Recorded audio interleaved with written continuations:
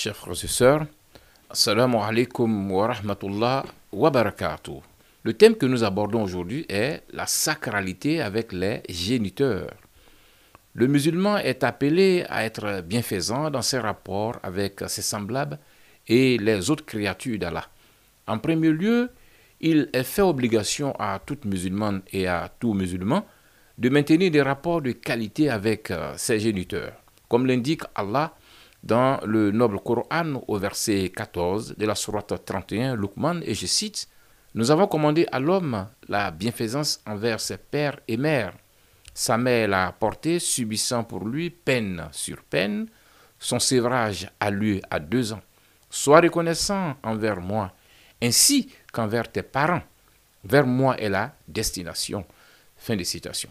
Cela en premier lieu parce que ce sont les parents qui prennent soin de l'enfant avant et après sa naissance, puis de son éducation jusqu'à sa maturité, et qui par la suite, s'il le faut, selon les recommandations de la sunna du prophète Mohammed sallallahu alayhi wa sallam, lui trouve son conjoint ou sa conjointe. Il est donc logique qu'en retour, l'enfant soit dans une posture de reconnaissance à l'égard de ses parents.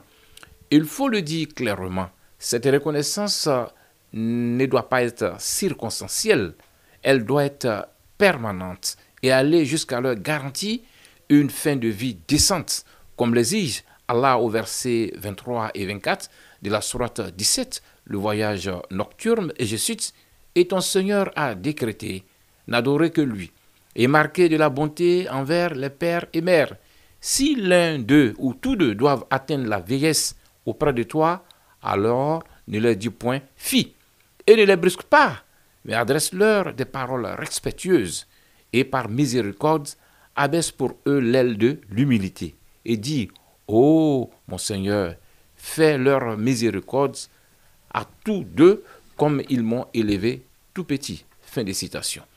Même après leur décès, il est du devoir de l'enfant de continuer à agir de façon à leur faire bénéficier de ses bonnes actions.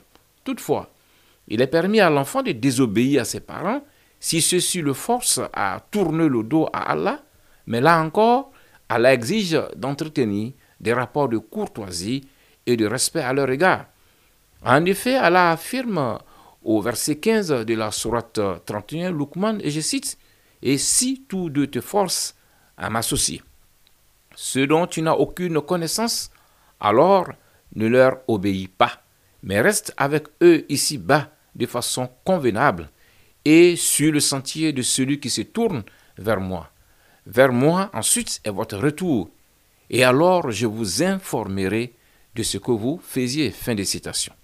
De fait, avec les bouleversements sociétaux contemporains, il est malheureux de constater que les rapports enfants-parents tendent à être dépouillés de toute leur sacralité. Aussi est-il important que nul n'oublie le devoir qui lui incombe vis-à-vis de ses géniteurs, qu'ils soient en vie ou rappelés à Allah. Car conformément à la loi de la réciprocité qui gouverne l'univers, tel tu as traité tes géniteurs, tel tes enfants te traiteront. Qu'Allah nous accorde la bonne compréhension. Amin. Ya Rab.